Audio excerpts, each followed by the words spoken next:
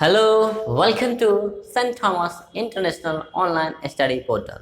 I am Saurabh Kumar and I am going to teach the second lesson of class 3rd, that is a look at the globe. A look at the globe, okay? So in this class, we will try to know what is globe, what is the benefit of globe, and also what is map, what is the advantage of map, okay?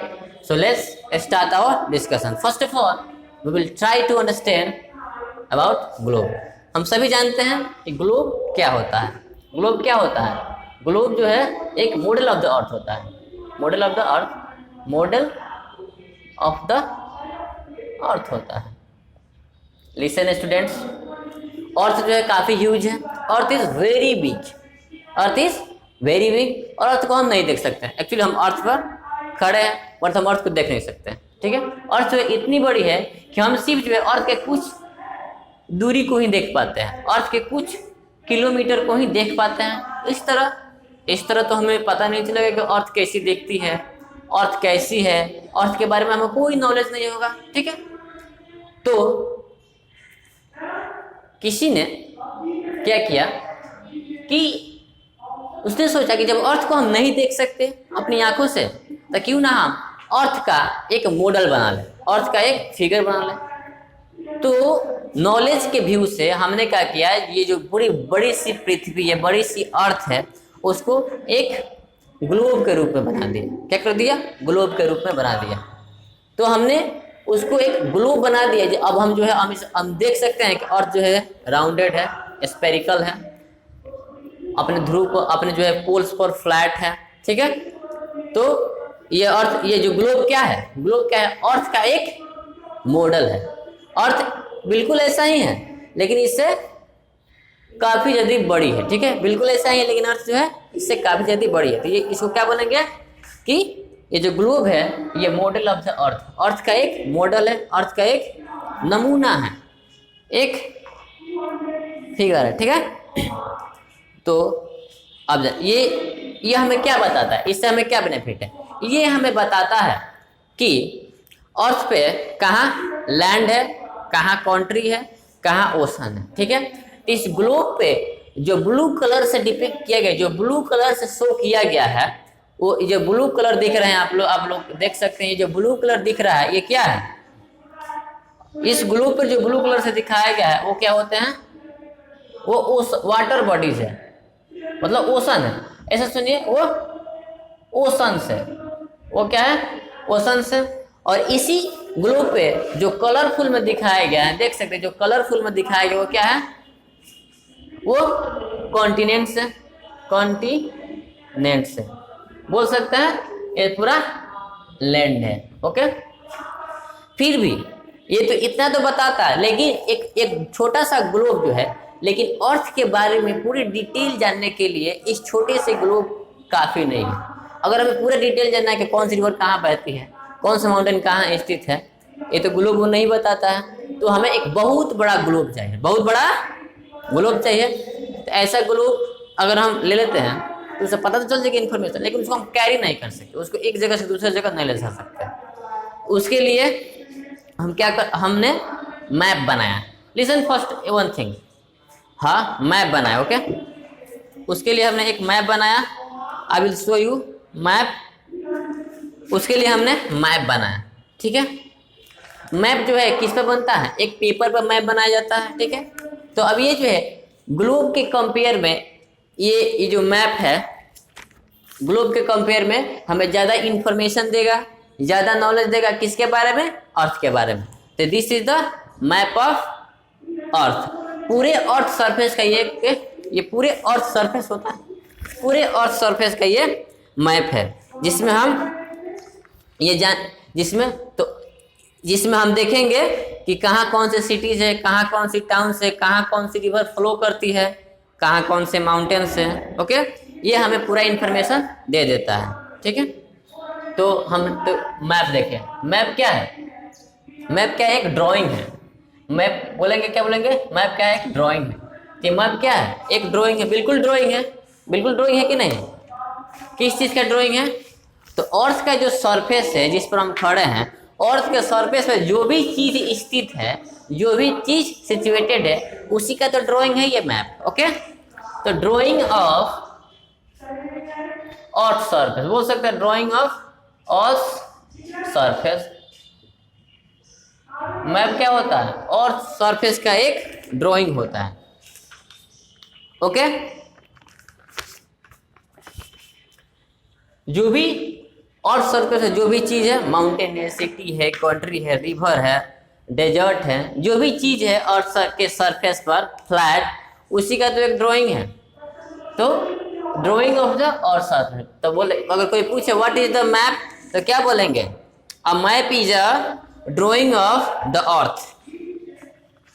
ठीक है, इसको बोलेंगे map is the drawing of the earth surface. Earth के बोल सकते हैं ये अर्थ के सरफेस की ड्राइंग है, या map is a drawing of the earth. ठीक है, अब देखते हैं कि मैप कितने प्रकार की होती है।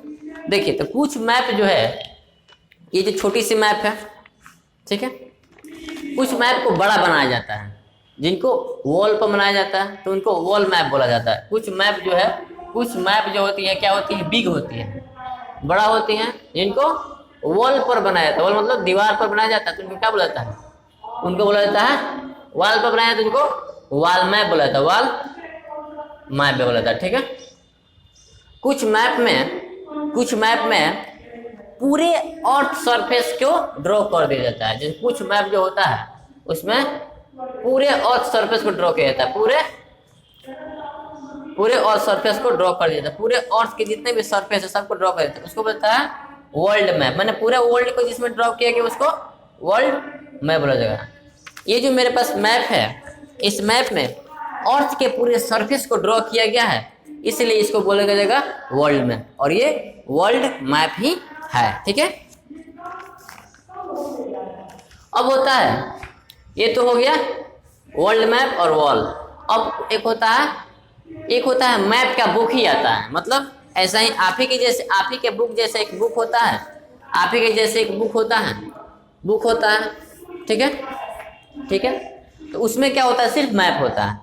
तो मैप ऑफ बुक, जो मैप ऑफ बुक नहीं, जो बुक होता है, बुक ऑफ मैप्स, मतलब बहुत सारे, उस बुक में बहुत सारे मैप होता है। हर पेज में क्या होता है? मैप होता है। और अब बोलिएगा किस चीज़ का मैप होता है? तो किसी मैप में रोड का होता है, किसी में सिटी का मैप होता है, किसी में एग्रीकल्चरल फील्ड का मैप होता है। तो क्या होता है? जो मैप होता है, ये जो मैप है, इसी मैप का अगर बुक हो जाए, इसी मैप का उसमें 100 मैप हो और एक बुक बना दिया जाए, तो उसको क्या बोला जाएगा? एटलस बोला जाता है। क्या बोला जाता है?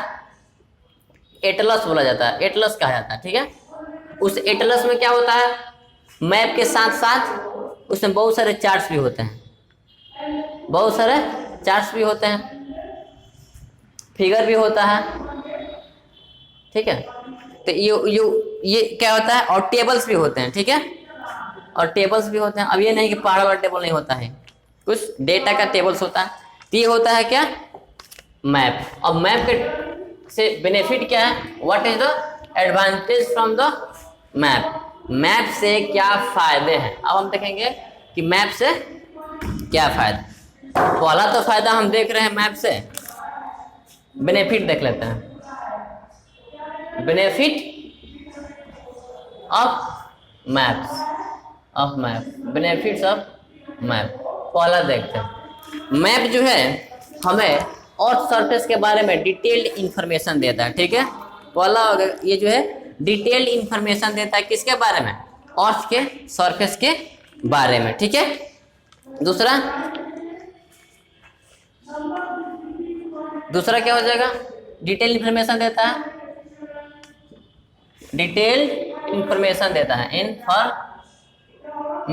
है, ऑफ अर्थ सरफेस। दूसरा क्या होगा? ये एक बड़े से अर्थ सरफेस का एक छोटे से पेज में, एक बिग अर्थ सरफेस का स्मॉल पेज में हमें उनका पिक्चर अवेलेबल करा जाता है, उनका फिगर दे देता है। ठीक है, दूसरा हो गया कि बिग अर्थ सरफेस का, एक बड़े से अर्थ सरफेस का एक छोटे से पेपर पर फिगर हमें अवेलेबल कराता है। तीसरा क्या होता है, यह हमें हेल्प करता है एक जगह से दूसरे जगह जाने में, यह हमें हेल्प करता है एक जगह से दूसरे जगह जाने में। तीसरा होता है, चौथा होता है, यह जो है हमें कहीं जाने में डायरेक्शन को बताता है, हमें जो है कहीं जाने में डायरेक्शन को बताता है।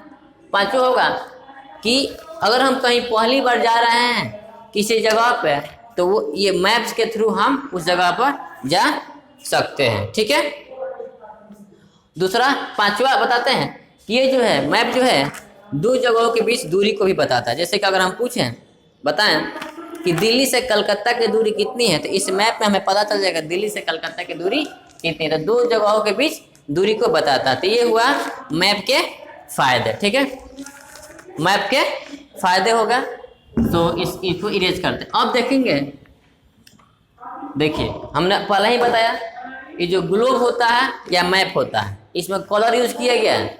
जो ब्लू कलर यूज किया गया, हमने ग्लोब में लिखा था ब्लू कलर यूज किया गया है, ये किसको दर्शाने के लिए यूज किया गया, ये ब्लू कलर ओशन को शो करते हैं। ठीक है, और ये जो कलर, ये ब्लू कलर किससे शो करते हैं, ये ब्लू कलर ओशन को शो करते हैं। और जो कलरफुल दिया गया ये किसको शो करते हैं, कॉन्टिनेंट्स को, लैंड को।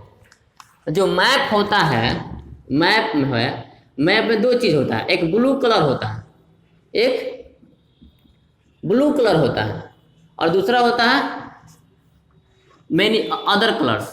ब्लू कलर के अलावा अदर कलर्स होते हैं, अदर कलर्स होते हैं। ठीक है, तो जो ब्लू कलर से दर्शाया गया था वो वाटर बॉडी को दर्शाया जाता है, किसको, वाटर बॉडीज को दर्शाया जाता है, मतलब ओशन को दर्शाया जाता है, ओशंस को दर्शाया जाता है। ठीक है, और अदर कलर से किसको दर्शाया जाता है, लैंड को दर्शाया जाता है, लैंड को। ठीक है, मतलब कॉन्टिनेंट्स को दर्शाया जाता है। ठीक है, तो इस पूरे ब्लू कलर को 5 ओशंस में डिवाइड किया गया है। कितने ओशंस में डिवाइड किया गया है, देयर आर 5 ओशंस, 1 2। कौन कौन से ओशन होते हैं, पैसिफिक ओशन में डिवाइड किया है, पैसिफिक ओशन में डिवाइड किया गया है, अटलांटिक ओशन, उसके बाद इंडियन ओशन, आर्कटिक ओशन और साउदर्न ओशन। ठीक है, हमने देखा कि जो मैप है उसमें एक ब्लू कलर यूज किया गया, और ब्लू कलर के अलावा और भी सारे कलर यूज किया गया। देखो, एक ब्लू कलर यूज किया गया, उसके अलावा और भी सारे कलर यूज किया गया। तो ब्लू कलर किसको शो कर रहा है, ओशंस को शो कर रहे हैं। ठीक है, तो कितने ओशंस को शो, उन ओशंस को कितने ओशंस में डिवाइड किया गया है, 5 ओशन में डिवाइड किया गया है। किसको, Pacific ocean, Atlantic ocean, Indian ocean, Arctic ocean, southern ocean. जो पैसिफिक ओशन होता है ये लार्जेस्ट ओशन होता है। ठीक है, और ये जो आर्कटिक ओशन होता है ये स्मॉलेस्ट ओशन होता है। ठीक है, इस बात को नोट कर लीजिए। ठीक है, नाउ जो कलरफुल से दर्शाया, जो अलग अलग कलर से दर्शाया गया, yellow, green, grey colour, pink colour से दर्शाया गया है, वो किसको दर्शाया गया है, लैंड को दर्शाया गया है, कॉन्टिनेंट्स को दर्शाया गया है। तो लैंड को कितने कॉन्टिनेंट्स में डिवाइड किया गया, 7 कॉन्टिनेंट्स में डिवाइड किया गया। ठीक है, तो कौन कौन से 7 कॉन्टिनेंट्स से देखते हैं, पहला है एशिया, दूसरा है यूरोप, ओके, तीसरा है अफ्रीका, ऑस्ट्रेलिया, ओके, उसके बाद अमेरिका, सॉरी पहले नॉर्थ अमेरिका होगा, नॉर्थ अमेरिका, उसके बाद south America, and last one होगा अंटार्कटिका। ये 7 कॉन्टिनेंट्स है। जो लैंड पार्ट है कलरफुल से दर्शाया गया, उसको 7 कॉन्टिनेंट से डिवाइड किया गया। इसमें सबसे बड़ा जो कॉन्टिनेंट होता है वो होता है Asia. It is the largest continent, okay, remember this things. और जो ऑस्ट्रेलिया होता है ये जो है स्मॉलेस्ट कॉन्टिनेंट होता है। क्या होता है, स्मॉलेस्ट कॉन्टिनेंट्स होता है। ठीक है, एक और चीज आपको दिखा दें, देखिए ये जो पूरा है क्या है, एशिया है, ये पूरा क्या है, एशिया है यहाँ से, और ये जो है क्या है, यूरोप है। ठीक है, ये यूरोप है। तो एशिया और यूरोप एक दूसरे से क्या हुआ है, ज्वाइंट है। जो एशिया और यूरोप एक दूसरे के सटे हुए हैं, ज्वाइंट है। तो इसलिए कभी कभी इन दोनों को बोला जाता है यूरेशिया, यूरेशिया।